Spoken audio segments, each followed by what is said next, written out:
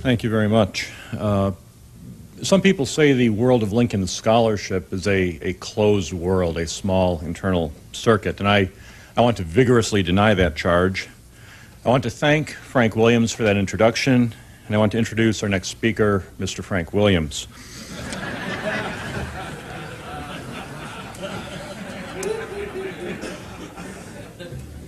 Actually, more accurately, I want to introduce both of our next speakers on our morning panel, Frank Williams and Harold Holzer, and I want to introduce them together, which to me seems appropriate.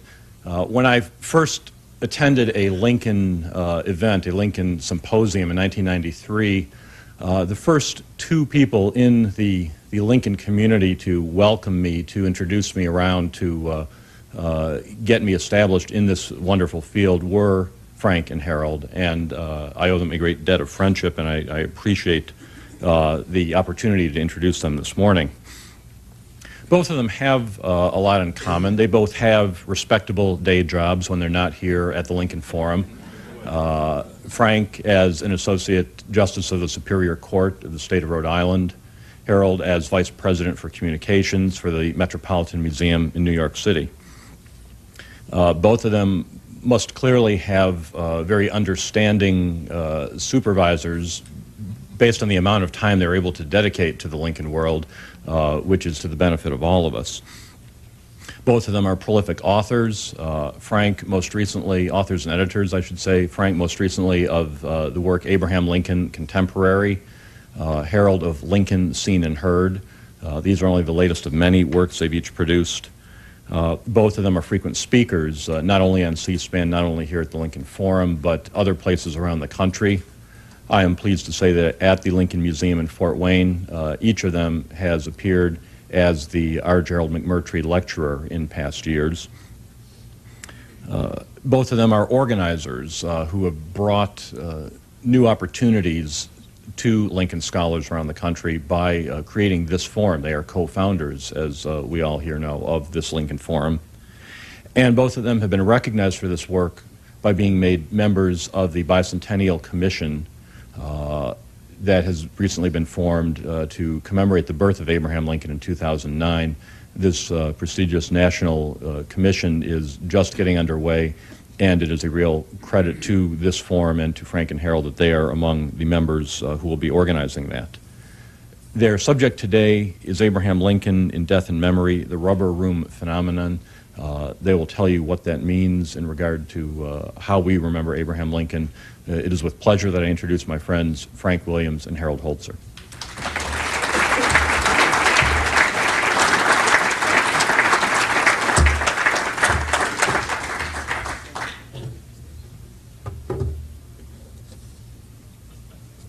That's okay, Jerry. I like you introducing me after I introduce you.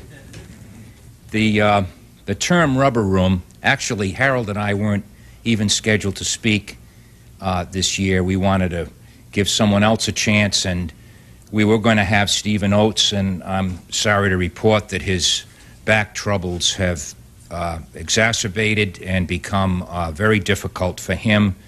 We wish him Godspeed and a complete recovery, which is going to take a long, long time, I understand, from our friend Stephen.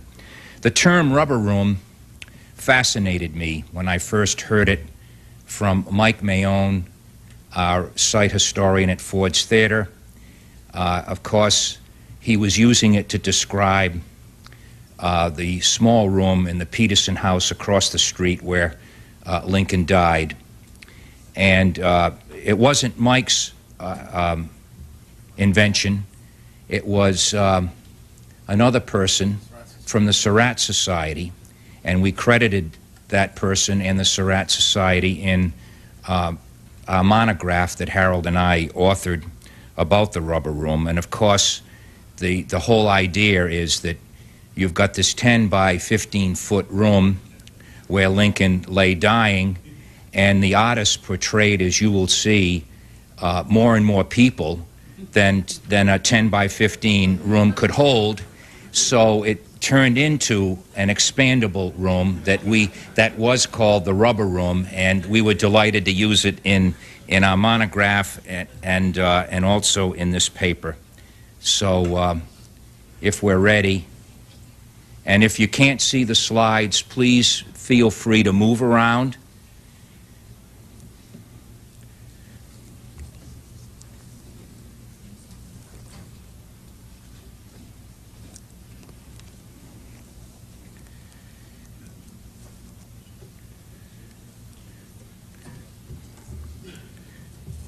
Modern research on the presidency suggests that the death of an American president while in office has an unusually profound impact on citizens and momentarily snaps them out of their customary political apathy. On the other hand, the deaths of other political leaders, whether at the national or state level, have only minimal impact on citizens. The impact of presidential deaths in office suggests that presidents might play a deeper role in the public psyche than expected, and disasters like the Lincoln assassination might even have redeeming qualities to some. Within 8 hours of his murder, Republican congressmen in secret caucus agreed that Lincoln's death was a godsend to their cause because Andrew Johnson would punish the errant South in ways that Lincoln was resisting. As Professor David Donnell wrote in Lincoln Reconsidered in 1961, politicians of all parties were apparently startled by the extent of the national grief over Lincoln, and politician-like, they decided to capitalize upon it. As late as February 12, 1866, 10 months after the assassination, both houses of Congress convened to commemorate the emancipator's birth and hear George Bancroft praise Lincoln as a national saint modeled by events rather than one who shaped the times with his will. But American curiosity about the Lincoln assassination never swelled to more insatiable heights or inspired such a ridiculous variety of interpretations as it did immediately after his death, and on the subject not of his lifetime achievements, but of his dying moments. The details of Lincoln's death sank into the hearts and captivated the minds of almost all Americans who, in their grief and through the magic of what then passed for modern media technology, came to vicariously share their stricken leader's dying moments. Participation in the ritual of dying centered on the deathbed. To an almost unnerving degree, the imagination and emotion and memory of ordinary America hovered about that sacred spot. Small wonder that printmakers gravitated to it as they had in the deathbed scenes of the father of our country and Henry Clay, Lincoln's beau ideal of a statesman.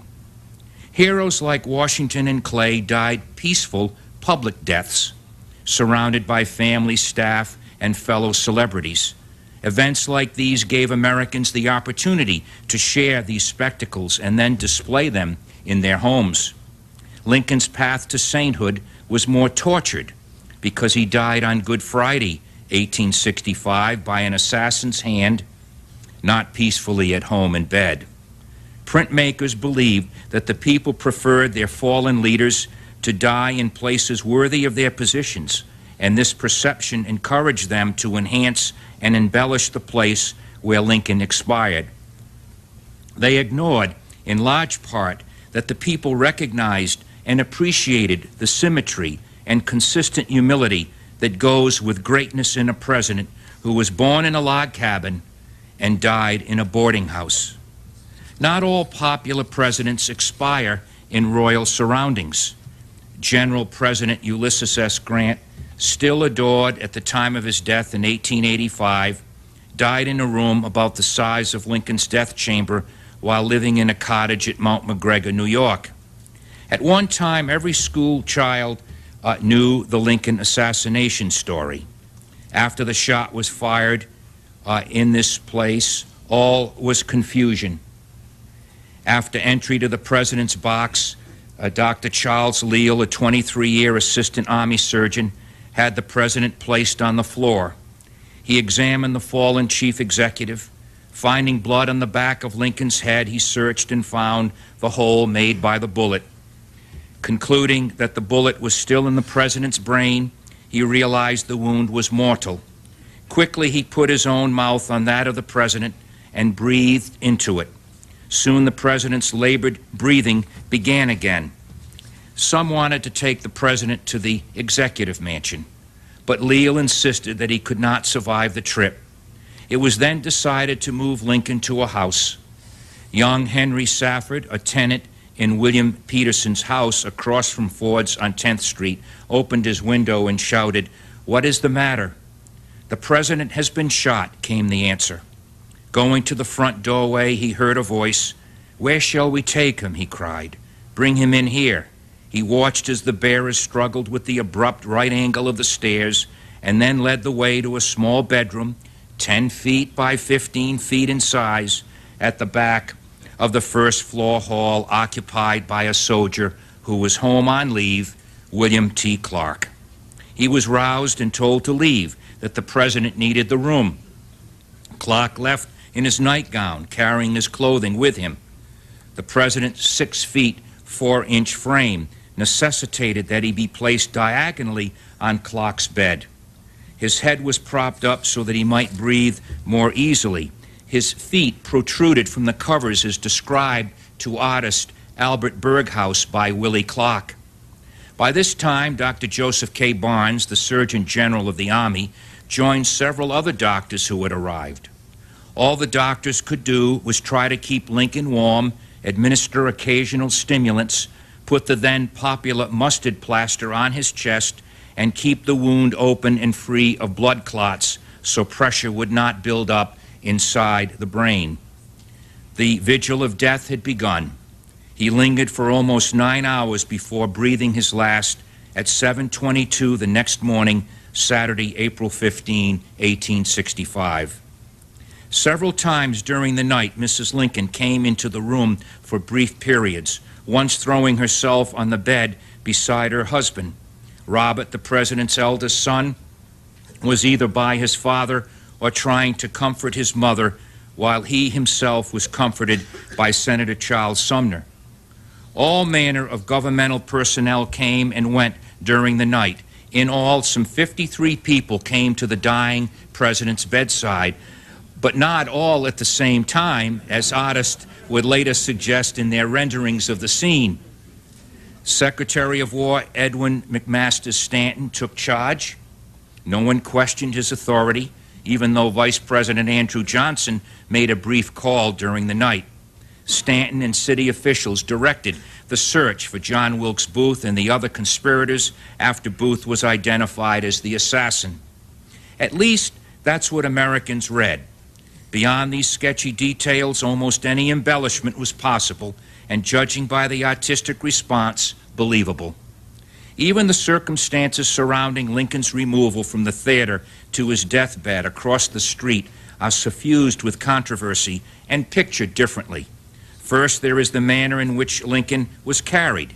Some speculated that Lincoln was carried on a box partition, while others claim he was carried by his bearers. From the more reliable accounts, it is most likely that the president was carried on a flat board of some kind and not in anyone's arms. Who carried Lincoln from the theater? Over a dozen eyewitnesses claimed to have assisted in removing the president from the theater. The Kuhnharts, in their book 20 Days, puts the number at over 21. But Timothy S. Good, now at the Lincoln Home National Historic Site in Springfield, in his excellent We Saw Lincoln Shot, 100 Eyewitness Accounts, believes these numbers to be too high.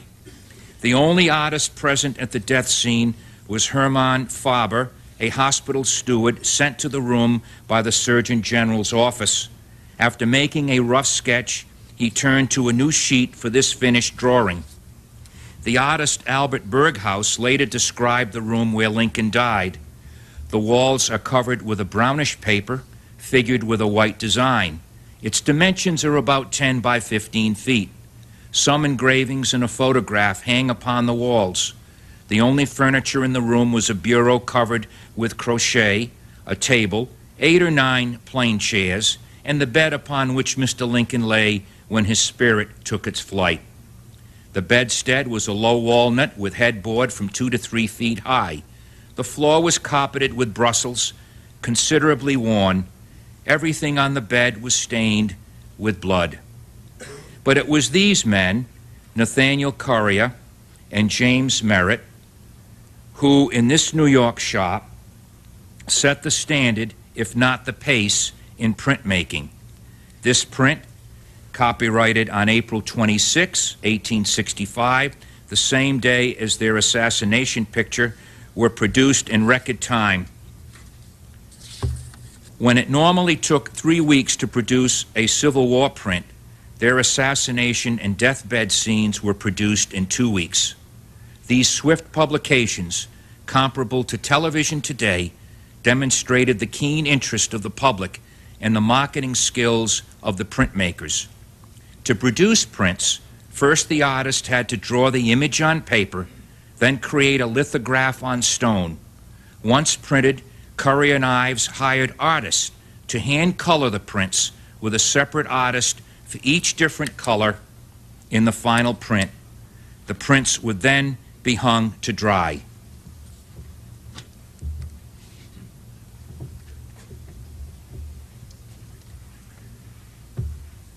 I have to vamp for a minute while Virginia changes the slide tray, so perhaps there's time for another introduction by someone.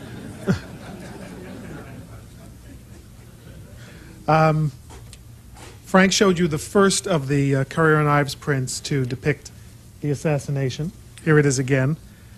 Like most of the prints that would soon arrive on the marketplace to follow it and compete with it, this one showed Lincoln, interestingly, without a trace of pain or discomfort. There was no blood in these prints, and certainly not the black discolorment of his eye visible by the morning of his death. Surgeons were usually depicted sitting stoically by his bedside, but not really at work, doing anything to save him. Nor was Lincoln's widow depicted in the hysterical frenzy that in reality overtook her that night. Instead, as a calm, resolute woman moving almost gracefully through an event, gowned as if for an inaugural ball. What is surprising about the print was not its errors, like the insertion of little Tad Lincoln there, crying on his mother's lap. Tad, in fact, was never brought to his father's bedside that night, even though Mary more than once expressed the irrational belief that her husband would awaken if he could only hear Tad speak. What surprises is actually how many details the artist got right, particularly the print within the print on the wall in back of Gideon Wells, or and in back of General Halleck, is the village blacksmith, a print which actually hung in Willie Clark's bedroom and which printmakers quickly learned had existed there and reproduced. Printmakers would prove themselves unaware or unwilling to accept the modest size of the death chamber itself, at least after Currier and Ives, giving rise to the concept of the rubber room, where in each succeeding print the size of the room increases in direct ratio to the number of people portrayed in it, and the desire of the artist to improve the circumstances surrounding a great man's death. But printmakers not only knew that the village blacksmith hung in the room, here's a close-up of the actual print, they did take pains to draw it into the scenes as well. Currier and Ives, again, first fast, accurate, but not yet fully satisfied. This is the second version of their print. They had second thoughts about a major omission. The new president, Andrew Johnson, had not been portrayed in the original print. If we go back, you'll see General Halleck there. Now watch Halleck transformed into Andrew Johnson in the second version. Even though in reality the vice president's visit to the scene had been brief and perfunctory, and Mrs. Lincoln so despised him that it was beyond comprehension that the two could have been in the same room at the same time. Of course, that's so with quite a few of the eyewitnesses, but with Johnson included, interestingly, a print of the last moments of President Lincoln could also become a print of the first moments of President Johnson, symbolizing peaceful succession and transition, national continuity in the face of crisis. So as there was a purpose to these alterations. Perhaps that is why the third and final version by Currier and Ives was the most politically correct of all three. If you notice here, President Johnson now advances, or President-to-be Johnson advances even further toward the bedside, weeping, and Mary, the widow, is banished to the doorway, weeping into a handkerchief, actually not even a portrait, not even drawn, while her husband expires inside with his official family surrounding him instead. To demonstrate a final goodbye and reconciliation by political enemies, the scene even includes Chief Justice of the United States Salmon P. Chase, who never even showed up that night. Most printmakers who then rushed into this frenzied marketplace for pictures like this, which were hung in American parlors for years after the assassination, preferred to keep Mary in the scene. Here's one version by Currier and Ives' New York neighbor H.H. Lloyd in yet another derivative work. This one even had Mary sort of sprawled across the bed, Tad, again who wasn't there, kneeling in prayer, and Edwin Stanton up at the top there, so squashed by his fellow witnesses that he finds it difficult to raise his right arm to wipe away a tear. But that's because this was a rather accurate depiction of the size of the room. The deceptions and the fantasies were only beginning, but there were some exceptions to the rule of publish first and research later. This last moment scene, for example, actually showed blood on the pillow and depicts the attending doctor realistically checking the dying man for a pulse, which they did periodically so that they could record the precise moment of Lincoln's death, if for no other reason. Here's a variant by a printmaker named Gustav May, published in Frankfurt, featuring a rather chillingly accurate spool bed, and another German print of the same year, though cruder in portraiture, somehow conveying the impression of the dying moment with some power. People sort of circled around the president's head, except for Andrew Johnson's pose of rather casual indifference there, if you see. Closer to home, Hartford, Connecticut. The Kellogg's, who are competitors of Currier and Ives, did this unique head-on perspective, but it was marred by bizarre errors, like the inclusion of a Tad Lincoln-sized figure labeled as young Peterson, as if the boarding house owner's son would actually have been allowed into the room during the death struggle. Some of these prints, though, and many of them, erred on the side of grandeur, like this early photographic style engraving by one C.A. Asp of Washington, D.C. But it suffered from rigidity of pose and impreciseness of the background. There you see there's really nothing in the background. And maybe for some buyers, the skill of the scene, the skill of the art, made it a little bit too realistic for comfort.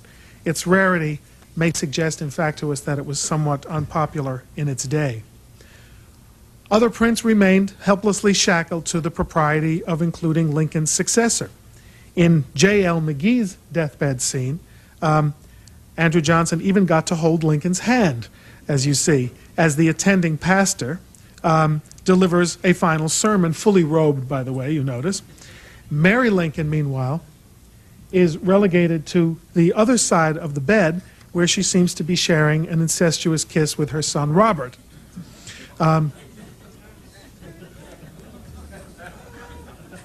The absent Salmon P. Chase is shown here too, but it's almost an afterthought in view of the embrace that one sees there in the background.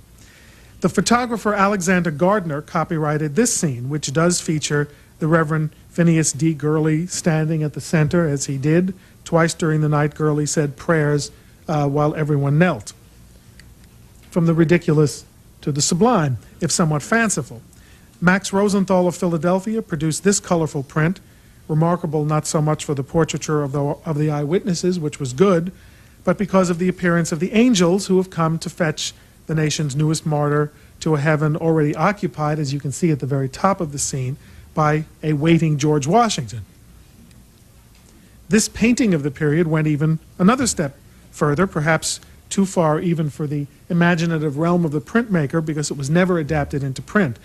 This image moves the entire death scene to a grand outdoor setting and includes symbols of the black and white working classes as mourners. Here was a hero's death in the tradition not just of the Currier and Ives deathbed scenes of Washington and Clay, but of the deaths of past heroes like General Warren and General Wolfe, who did conveniently for the artist die outdoors during battles, so that's why Lincoln was moved outdoors for that grand heroic setting. Perhaps the most lavish and most skillfully marketed, certainly, of all the deathbed scenes of 1865-66, even if it was far from the most accurate, was the work of Alexander Hay Ritchie, who had engraved this adaptation of the famous Carpenter painting of the first reading of the Emancipation Proclamation. This was one of the best-selling prints ever.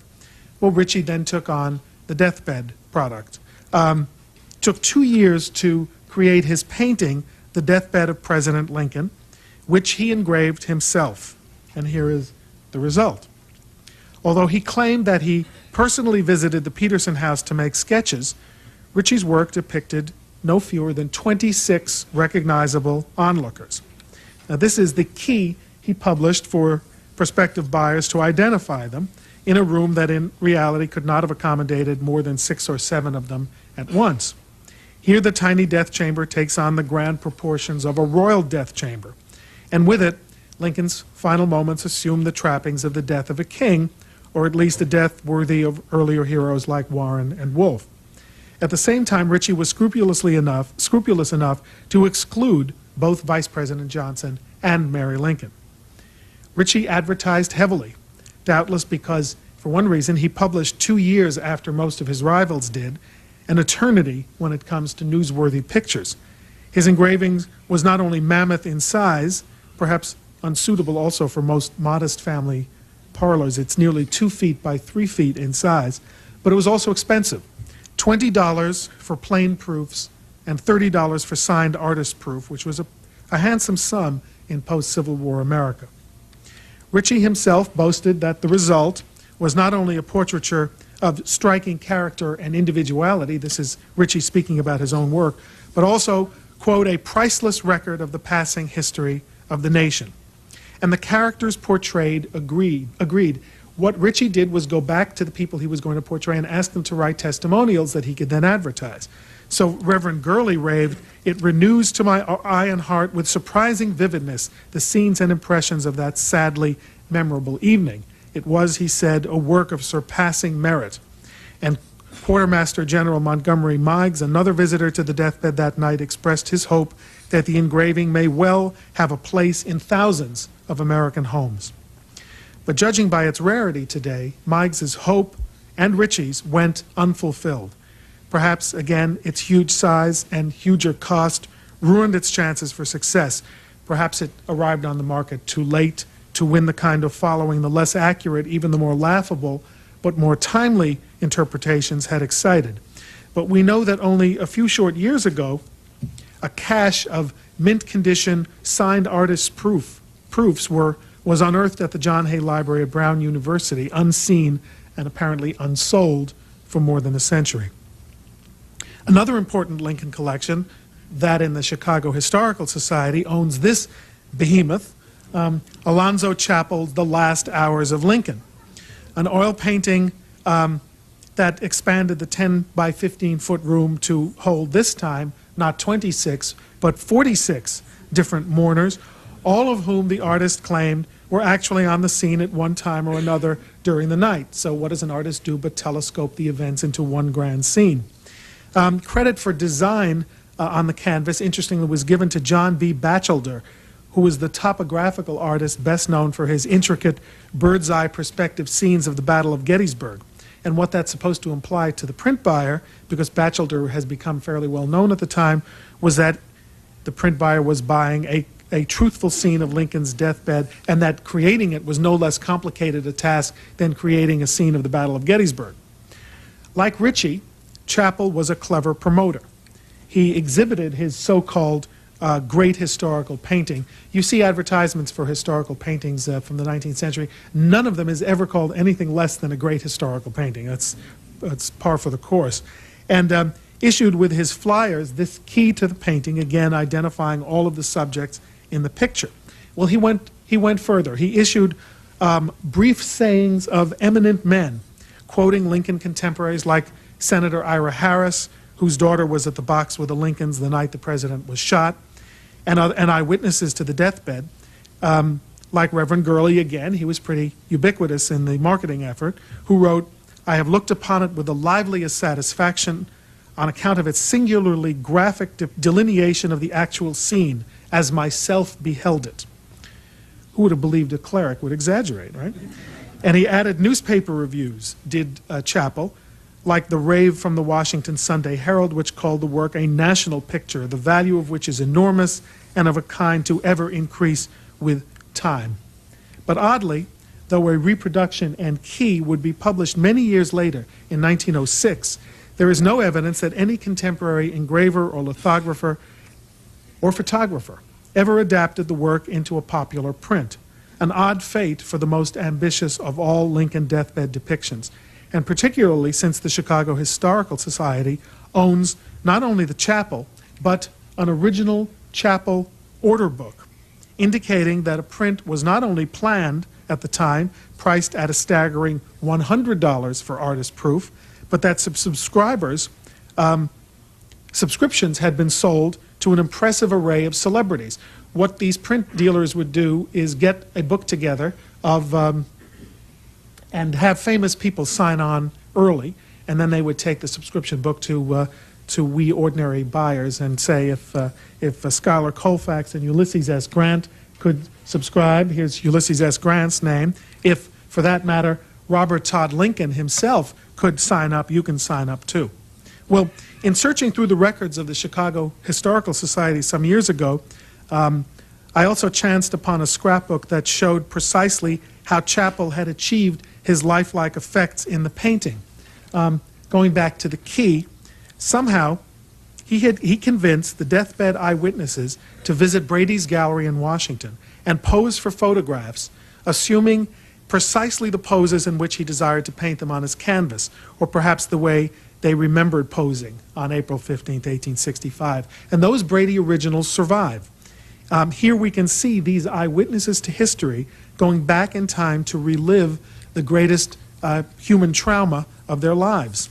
Surgeon General Barnes, who would be portrayed ultimately standing, not sitting, and Senator Charles Sumner, assuming a pose of grief here. He would be painted exactly as he poses here. Secretary of the Navy Gideon Welles at left, who would not be painted quite as dramatically as this Napoleonic photo suggests, along with Postmaster General William Dennison, who would hardly appear at all. Secretary of the Treasury Hugh McCulloch and Secretary of War Edwin Stanton, both of whom would be painted precisely as they posed for Brady's camera. Vice President Andrew Johnson, who in the end would be painted sitting in a chair, you see him at right, and most astonishingly at all to me, Robert Todd Lincoln, usually so reticent about sharing his emotions with the public, certainly about that night, who not only agreed to pose, but agreed to hold a handkerchief to simulate his weeping posture the night his father died. And if you look again at the final canvas, watch Robert, you can see Robert appearing just so in the painting, and McCulloch and Stanton as well. This is, in a sense, a priceless record of photography serving art, also of art being dependent upon photography. Some of you who have attended Lincoln forums from the start may remember that the late Lloyd Ostendorf appeared before us a few years ago to claim that there had been yet one more photograph made for the chapel painting, a pose taken as Lincoln's body lay on the autopsy table at the White House after his death. It is published in the latest edition of Lloyd's book on Lincoln photographs, which came out only this year, I believe. The alleged post-mortem carte de visite was found in the papers of designer John B. Batchelder, who also owned a set of carte de visite of the poses of the other men in the picture. Ostendorf contended that it is genuine. Doubters point out that Lincoln's beard and hair were much shorter when he died, and certainly not as well coiffed as seen here. Lincoln had posed for a life mask only a few weeks before his assassination, and remembering the pain of having a life mask ripped from his face in 1860, he very cleverly got a crew cut before he posed for the second one. Well, what is this then? In my view, it is an adaptation of the famous penny profile photograph, which I've reversed intentionally here, which Brady made in 1864, which Batchelder doctored a bit until he had a rendering of what he thought Lincoln would look like on his deathbed. Remember, these were artists who were adapting photographs. Would this artist photographer ever have been permitted to photograph Lincoln's corpse when Secretary of War Stanton was so manic about confiscating most pictures of him later merely lying in state in public? With all due respect to Lord Ossendorf, I do have my doubts. Yet from the moment Lincoln's body was carried across from Ford's Theater to the Peterson House, this is the painting that you saw a moment ago, artistic license in depicting the final hours was not the exception but the rule. From the earliest, most modest drawings to the most elaborate interpretations that suggested that visitors came not only from the world of the living but the world of the beyond, the graphic arts portrayed Lincoln's final moments as a transcendent national and historic event, etching it in public memory for generations, usually with the attendant exaggerations. The April 29, 1865 issue of Harper's Weekly had been the first to feature advertisements for pictorial products inspired by the assassination. For the next 12 weeks, its pages were filled with offerings for medals, mourning badges, and of course, prints. By July 22nd, the ads had ceased. After only 3 months, the vogue for assassination, deathbed, and funeral prints had not only quickly come by 19th century standards, but just as quickly gone. Yet Americans were still, in a way, dying to see Lincoln. They had purchased prints of his rise, and now they would purchase prints that showed him rising for the second time, literally. Abraham Lincoln died on April 15, 1865, but in popular prints, he was truly born again. Thank you.